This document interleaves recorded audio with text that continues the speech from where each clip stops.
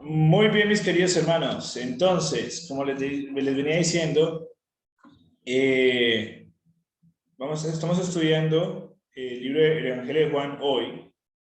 Ya después pasaremos a los otros evangelios. Y vamos a continuar en Juan, capítulo 18, del 12 al 24. ¿Está bien? Juan 18, ¿sí? Del 12 al 24. Si alguno lo tiene ya, me avisa, por favor, diga un amén o haga una señal para saber que ya estamos listos para comenzar. ¿Está bien? Recordémoslo entonces, es Juan 18, del 12 al 24. Amén. Amén. Amén. Eso, muy bien, muy bien. Amén. Si ustedes pueden darse ¿Leo? cuenta allí. ¿Cómo, perdón? ¿Leo? No, vamos a leerlo todos juntos. O sea, que para saber si ya estamos Ya. listos. A ver si ya estamos. Gracias, hermana Esther. Bien, dice el libro de Juan 18, 12, 24.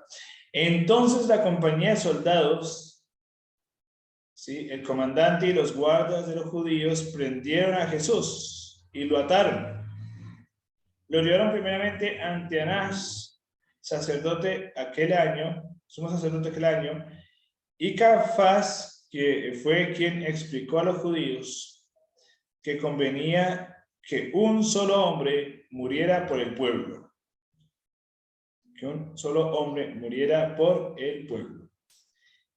Vamos a tener solo a mí, ya hasta ahí, esa partecita. Si ustedes se dan cuenta, dice en el versículo 12 que, bueno, prendieron a Jesús y que lo habían atado. ¿Recuerdan que él ya lo habían atado antes? ¿Alguien lo recuerda? ¿Cuándo fue el momento en que él aparentemente se desató? ¿Alguien me podría dar esa respuesta? ¿Cuándo lo desató? Cuando tomó la oreja del soldado para sanarla. Ajá, cuando tomó la oreja de Malco, el jefe de la guardia del templo, para sanarla. En ese momento, él dice ahí que aunque yo le había notado, él se soltó, ¿cierto? Para sanar a Malco, ¿cierto? Para sanar a Malco. Listo. Ahí va, hasta ahí vamos bien, hermanos. ¿Hasta ahí alguna pregunta? En cuanto a ese versículo 12, ¿o todo clarito? ¿No? Todo clarito, listo. Ahora vamos al 13. No, está bien todo. Veo que dice el 13 que me encanta esto. Y lo llevaron primeramente ante Anás, porque era suegro de Caifás, que era sumo sacerdote aquel año. ¿Eso qué quiere decir? Que lo llevaron primeramente ante el suegro del sacerdote. Recordemos también que aunque Caifás era sumo sacerdote, no había logrado llegar a sumo sacerdote porque sí. Recordemos que el sumo sacerdote se elegía ¿por qué? ¿Alguien me puede recordar cómo se elegían los sumos sacerdotes en la historia bíblica? ¿Cómo llegaba una persona a ser sumo sacerdote?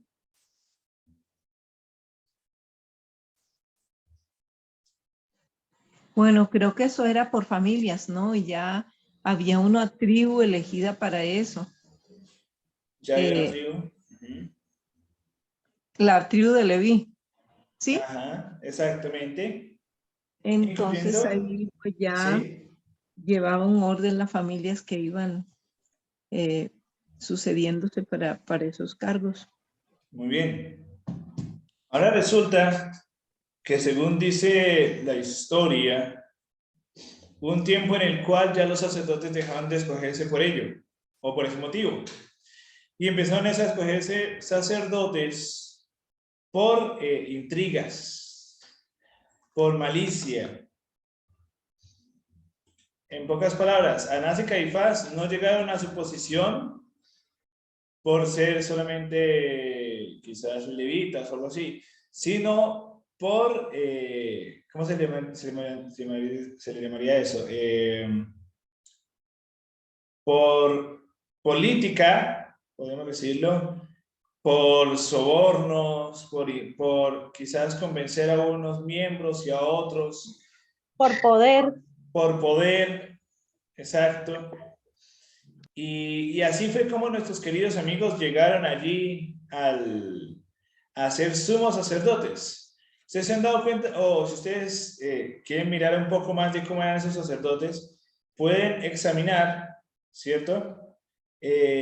Todo lo que esta gente hizo, ¿sí? Y es que esta gente no era tan buena que digamos, ¿no? Esta gente fue la que a cada rato... Ah, bueno, sí, también aquí una palabra interesante por rosca, claro, por rosca. Pero esta gente estuvo a cada instante tratando de hacerle una trampa ¿a quién? ¿A quién estuvieron constantemente allí haciéndoles trampa? Siempre poniendo a Para prueba al Cristo, Señor a ver para de qué aprender manera de lo Cristo. podían Para ver cómo atacar. lo podían arrestar. Ajá, así es. Por eso es que estos dos personajes son muy curiosos, ¿no? Son demasiado atrevidos en cierta forma. Y bueno, aquí vamos a ver algo que uno de ellos va a hacer. Dice que lo llevaron fue ante Anás, pero obviamente allí también se encontraba el yerno, que era Caifás. ¿Y qué dice el versículo 14? Caifás fue quien explicó a los judíos un argumento tremendo. ¿Y cuál fue el argumento? ¿Cuál fue el argumento que dio él? Que un solo ¿Qué hombre dijo? muriera por el pueblo. Eso le iba a decir. Ok. Exacto, que un solo hombre muriese por el pueblo. Y entonces, dice aquí, en el texto bíblico, que lo que estaba tratando de hacer Caifás era convencer a algunos judíos, porque recuerden que no fueron todos, ¿no? Y eso es lo que vamos a ver ahorita. Fueron algunos judíos allí, no estaba todo el Sanedrín, no estaban completos el Sanedrín, sino que solamente habían algunos, y por eso también ese juicio era considerado como nulo. Y por esa razón Jesús guardó silencio. Pero algo más interesante aún es que el mismo sumo sacerdote estaba tratando de convencer con un falso testimonio o con eso se le llama algo más interesante aún que hoy en día todos conocemos, que es hacerlo todo por el bien común, pues hacerlo todo eso tiene otra palabra, sí, además de hacerlo todo por el bien común, es hacerlo todo con el propósito de beneficiar a la mayoría. Pero eso tiene un nombre, bueno, si se me ocurre, bueno, ahí lo digo. Pero Como Caifás, servicio social o algo así. sí, por la comunidad, bueno, por varios aspectos. Pero algo muy interesante es que después de que allí lo llevan ahí a la casa de su suegro, Caifás promueve una iniciativa que para entender cómo sucede todo esto, tenemos que ver los otros textos. Y quiero que por favor todos vayamos a Mateo, capítulo 26. Mateo, no van a perder Juan, ¿está bien? Pero vamos a ir a Mateo, capítulo 26, desde el 57 en adelante. ¿Está bien? Mateo 26, desde el 57 en adelante. Porque para entender qué fue lo que sucedió, tenemos que mirar estas cositas ahí, a ver qué es lo que sucedió en ese momento, ¿no? Entonces, dice el 57, los que prendieron a Jesús lo llevaron al sumo sacerdote Caifás, en donde estaban reunidos los escribas y los ancianos, pero Pedro lo siguió de lejos hasta el patio del sumo sacerdote y entrando se sentó con los guardias para ver el fin. O sea que según Mateo, Pedro entró a ver qué pasaba en el concilio y que se quedó ahí en el patio del sumo sacerdote. Listo. Ahora dice, los principales sacerdotes, los ancianos y todo el concilio buscaban falso testimonio contra Jesús para entregarlo a la muerte, pero no lo hallaron, aunque se presentaron muchos testigos falsos, pero al fin vinieron 2 testigos falsos. Es decir, aunque habían quizás tratado de convencer a algunos o a otros, solamente vinieron 2. Ahora dice, que dijeron, este dijo puedo derribar el templo de Dios en 3 días y en 3 días reedificarlo. Se levantó el sumo sacerdote y le preguntó, ¿no respondes nada? ¿Qué testifican estos contra ti? Pero Jesús callaba. Escucha esto, pero Jesús callaba. Entonces el sumo sacerdote le dijo, te conjuro por el Dios viviente que nos digas si eres tú el Hijo, el Cristo, el Hijo de Dios. Y vamos a detenernos allí primero. ¿Por qué Jesús estaba callado?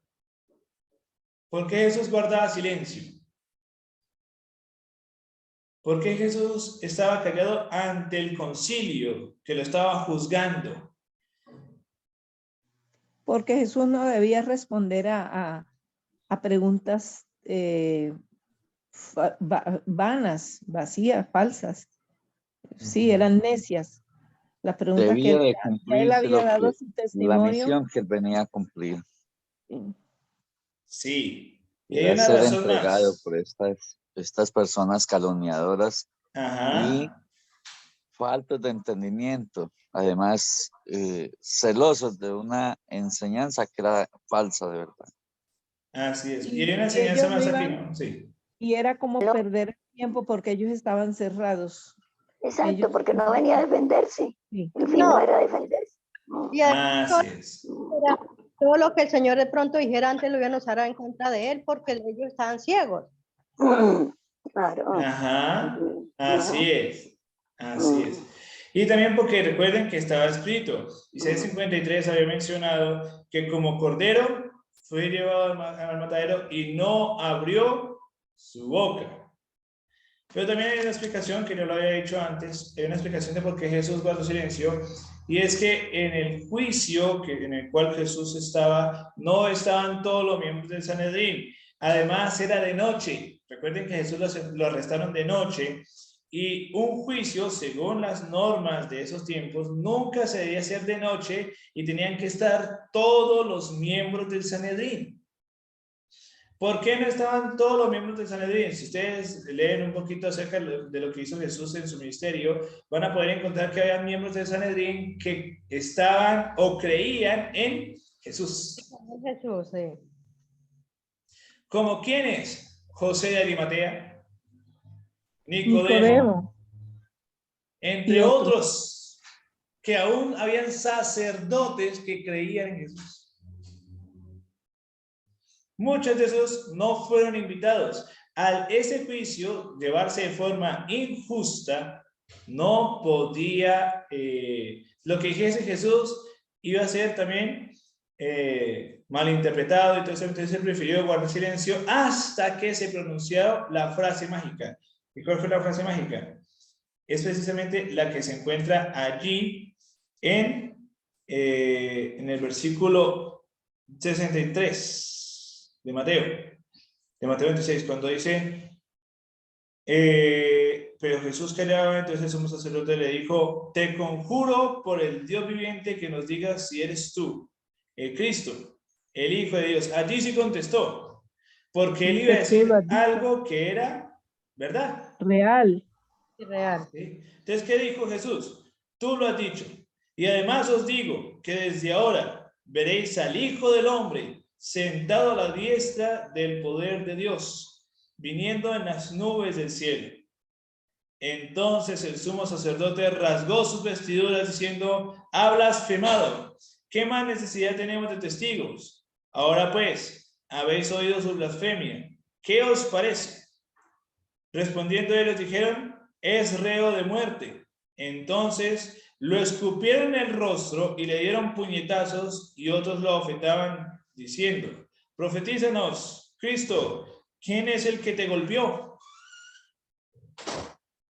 Ahora, hasta aquí entendimos un poco de lo que está diciendo Juan, ¿sí? De por qué o cómo el sumo sacerdote instigó a toda la multitud para que mataran a Jesús. Y es que, según él, primero se saltó el sumo sacerdote, se saltó la norma de los testigos, porque dice, ¿qué más necesidad tenemos de testigos? Ahora mismo habéis oído su blasfemia. Y entonces todo el mundo dijo, no, mátenlo. solo era que lo maten. Y entonces allí todos empezaron a escupirlo y a golpearlo en la cara. Pero hay un aspecto aquí que queda muy complicado de comprender. ¿Y cuál es el aspecto? Que dice que en el versículo 68 dice que profetizaban: Cristo, ¿quién es el que te golpeó? ¿Cómo así? Pues yo me Bien. imagino que tenía los ojos vendados, no sé, porque cómo él no iba a ver. Bueno, vamos a verlo. Y vamos a ir a Lucas. Vamos a ver por qué razón dice que Seguramente profetizan. le daban golpes por la espalda para que él no mirara y entonces así. Puede ser, pero vamos a ir todos. Vamos a ir a Lucas. ¿Está bien? Capítulo 22. Lucas, capítulo 22. ¿Está bien? Desde el 54 en adelante. Incluso voy a ver. Aquí está. Más, vamos a ir exactamente al texto que les voy a decir, al 63, del 63 al 65. Dice: los hombres que le vigilaban a Jesús se burlaban de él y lo golpeaban. Vendándole los ojos, le golpeaban el rostro y le preguntaban diciendo: profetiza, ¿quién es el que te golpeó? Y lo insultaban diciéndole muchas otras cosas. Ah, lo que yo dije. Así es. Entonces, mira, eso es lo bueno de tener varias versiones, porque una completa a la otra. ¿Cierto que sí? Entonces, hasta ahí quedó algo, ¿quedó todo clarito, hermanos? ¿Hay alguna duda en cuanto a esto? ¿O todo quedó No, clarito? todo está muy bien, todo está perfecto. Completamente entendía la conspiración contra el Hijo del Hombre. Sí, y tremenda conspiración. Ahora miren, el libro del deseo de toda la gente es que les recomiendo que lo lean, y sobre todo en estas fechas es bueno leerlo. Dice así: llevaron apresuradamente a Jesús al otro lado del arroyo Cedrón, más allá de los huertos olivares y a través de las silenciosas calles de la ciudad dormida. Era más de medianoche y los clamores de la turba aullante que le seguía rasgaban bruscamente el silencio nocturno. El Salvador iba atado y cuidadosamente custodiado y se movía penosamente, pero con apresuramiento sus opresores se dirigieron con él al palacio de Anás, el ex sumo sacerdote. Anás era cabeza de la familia sacerdotal en ejercicio y por deferencia a su edad el pueblo lo reconocía como sumo sacerdote. Se buscaban y ejecutaban sus consejos como voz de Dios. A él debía ser presentado primero Jesús como cautivo del poder sacerdotal. Él debía estar presente al ser examinado el preso, por temor a que Caifás, hombre de menos experiencia, no lograse el objeto que buscaban. En esta ocasión, había de valerse de la arteria y sutileza de Anás, porque había de obtener sin falta la condenación de Jesús. Cristo iba a ser juzgado formalmente ante Sanedrín, pero se le sometió a un juicio preliminar delante de Anás. Bajo el gobierno romano, el Sanedrín no podía ejecutar la sentencia de muerte. Podía tan solo examinar a un preso y dar su fallo, que debía ser ratificado por las autoridades romanas. Era pues necesario presentar contra Cristo acusaciones que fuesen consideradas como criminales por los romanos. También debía hallarse una acusación que le condenase ante los judíos. O sea que tenían que participar Jesús de ¿cuántos juicios?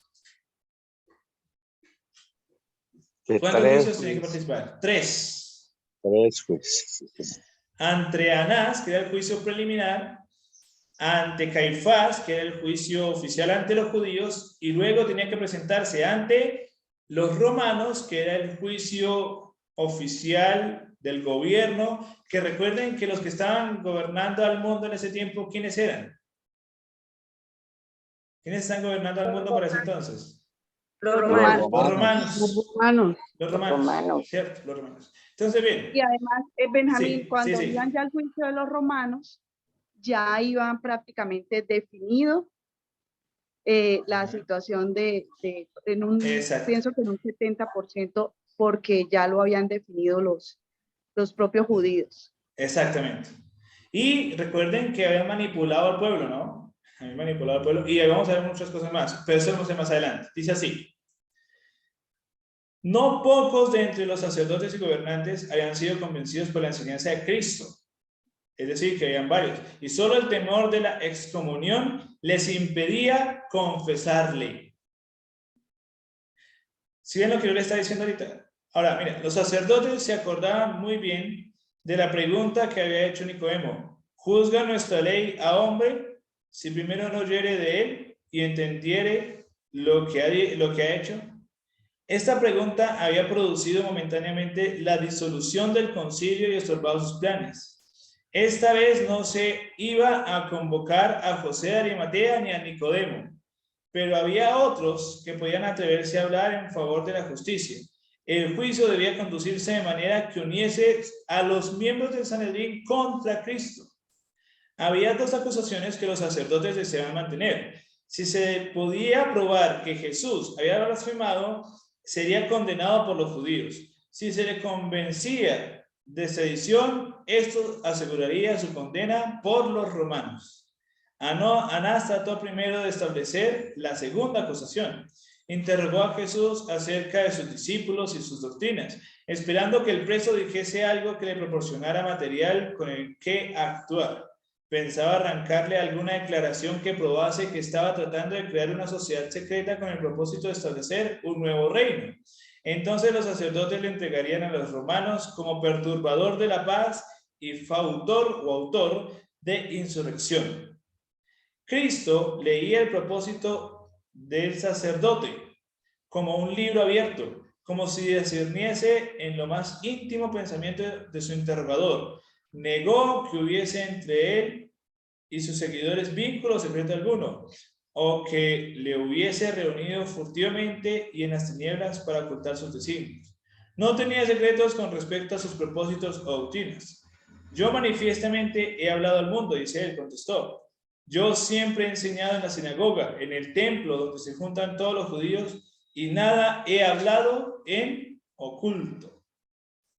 El Salvador puso en contraste su propia manera de obrar con los métodos de sus acusadores. Durante meses le habían estado persiguiendo, procurando entramparle y emplazarle ante un tribunal secreto, donde mediante el perjurio pudiesen obtener lo que les era imposible conseguir por medios justos. Ahora estaban llevando a cabo su propósito. El arresto a medianoche por una turba, las burlas y los ultrajes que le infligieron a Jesús antes que fuese condenado o siquiera acusado, era la manera de actuar de ellos y no de él. Su acción era una violación de la ley. Sus propios reglamentos declaraban que todo hombre debía ser tratado como inocente hasta que su culpabilidad fuere probada. Por sus propios reglamentos, los sacerdotes estaban condenados. ¿Cómo les parece, hermanos? ¿Qué les parece hasta acá? ¿Qué les parece lo que estamos viendo hasta aquí? Es desgarrador. Esa gente estaba poseída por el mismísimo demonio, porque se levantaron contra el Hijo del Hombre, y tenía que acontecer para salvar a esta humanidad, que él fuera entregado en manos de pecadores. Así es. De esta manera tan absurda. Es doloroso. Y precisamente es eso. Él fue entregado en manos de pecadores porque, miren, sus mismas normas declaraban que los sacerdotes estaban condenados. Ministro, Sí, maestros. yo quiero que me aclare donde dice, cuando Jesús le dijo, desde ahora veréis al Hijo del Hombre sentado a la diestra del poder de Dios y viniendo en las nubes del cielo. O sea, él está diciendo desde ahora. ¿Qué significa? Que con la muerte de Jesús, el que se sentaría a la diestra del Padre iba a ser él. Y en pocas palabras lo que iba a decir, lo que está diciendo Jesús a ellos es que a partir de este momento, con lo que ellos iban a hacer, porque Jesús se les está adelantando, él ya sabía que iba a morir, pero Jesús se les está adelantando y ellos quizás no entendieron eso, fue que Jesús ahora sería el mediador entre Dios y los hombres, y que no iba a haber necesidad de sacerdotes. Que ya el sacerdocio se acabaría humanamente allí, y que comenzaría esta vez, pero con Jesús como el sumo sacerdote. que ya el juicio no sería por aquellos Ajá. equivocados, sino por un sumo que verdaderamente lo hará Ajá. justamente a cada quien, no por esas conspiraciones terrenales. Así es. Mis hermanos, les pregunto, ¿cómo ven la reacción de Anás y Caifás? Solamente buscaban de qué manera matarle, de qué manera exterminar con la vida de Jesús. ¿Se les parece que el actuar de Anás y Caifás puede hacerse aún hoy? Completamente seguro de las conspiraciones Sí, claro que sí. horrendas que se levantan, Sí, Ajá. y sabemos que estas turbas son provocadas por el enemigo. Así es. Y tenemos que recordar una cosa, a ver. Anás y Caifás eran sacerdotes. Caifás era el sumo sacerdote. Eran pueblo de Dios. Era parte del pueblo de Dios. Y les pregunto ahora, sabiendo todo lo que ellos hicieron, todo lo malo que ellos hicieron, ¿será que Jesús también murió por ellos?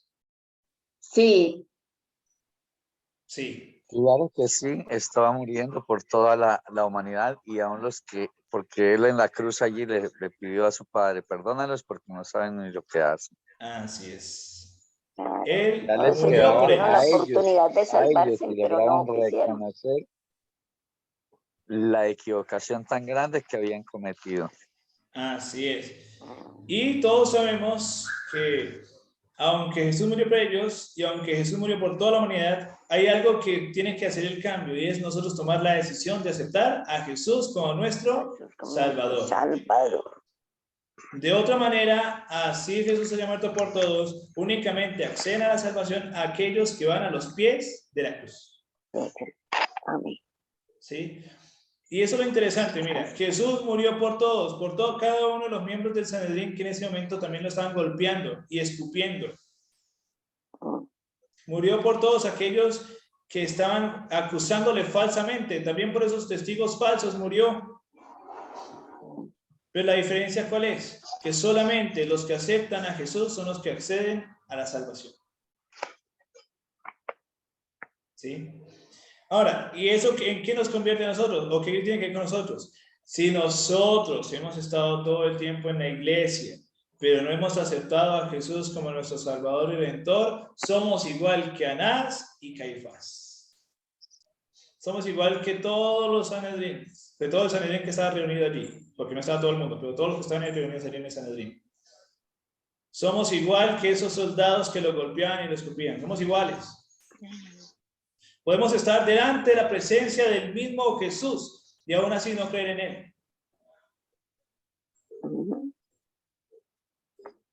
Podemos estar delante y ver todo lo que él dice, pero aún así no creer en Jesús. Podemos escuchar muchas predicaciones, pero al mismo tiempo salir de esas predicaciones vacíos. Podemos nosotros escuchar predicaciones por YouTube, pero al mismo tiempo eso no genera cambios en nuestras vidas. ¿Y por qué sucede eso? Porque, mis hermanos, nosotros no hemos hecho lo más importante. Y lo más importante no es cambiar nuestra forma de vestir, lo más importante no es cambiar nuestra forma de comer, lo más importante no es cambiar lo que escuchamos, lo más importante es aceptar a Jesús como mi Salvador personal. Es entregarle toda mi vida por completo y colocar mi vida a los pies de la cruz, con todas sus imperfecciones, con todos sus pecados. Ir ante Jesús y decirle, Señor, me entrego por completo a ti para que tú hagas tu obra por completo en mi vida. ¿Cuántos de los que estamos aquí sentimos la necesidad de aún hoy entregarle nuestra vida por completo a Jesús? Amén. amén. Amén. Amén. Sí. Amén. Así es. Amén. Amén. Porque mira, si nosotros no lo hacemos, mira, podemos estar delante de la misma presencia de Jesús, pero al mismo tiempo no vamos a creer en él. Como le pasó a Anás, a Caifás, a los soldados que estaban allí presentes, a los sacerdotes y a algunos ancianos que se encontraban, porque no estaban todos. Y cuando eso sucede, mis queridos hermanos, nosotros llegamos a ser igual que ellos. Y podremos incluso llegar a inventarnos cosas que reemplacen a Jesús, como ya lo vimos, con legalismo, con formalismo o con ritualismo, quitando a Jesús como el centro de la vida nuestra. Mi invitación es, no le quiten a Jesús de la vida o el centro de sus vidas. Dejen que Jesús sea el centro de su vida. Y entonces podremos realmente quitar el legalismo, que era lo que estaban tratando de hacer aquí algunos, aunque Anás y Caifás está más que nada era con el ritualismo, pero hoy en día sabemos que hay tres, ¿no? Tenemos que quitar el formalismo, el legalismo y el ritualismo. ¿Y enfrentarlo con qué? ¿Cómo podemos enfrentar esas tres cosas? Bueno, la mejor forma de hacerlo es por medio del cristianismo. Y el cristianismo es ser seguidores de Jesús, vivir como Jesús vivió. Es la única manera en la que podemos nosotros alcanzar la salvación teniendo como el autor y el consumador de nuestra fe a Jesús, el único mediador entre Dios y los hombres. Eso es lo que aprendimos hoy, mis queridos hermanos, con esa visita de Jesús a Anás y Caifás. Que podamos juntos recordar que Jesús tiene un plan para nosotros y su plan es la vida eterna. Y si accedemos hoy y aceptamos a Jesús como nuestro Salvador, todo lo demás será una gran aventura que viviremos con Él. Oremos.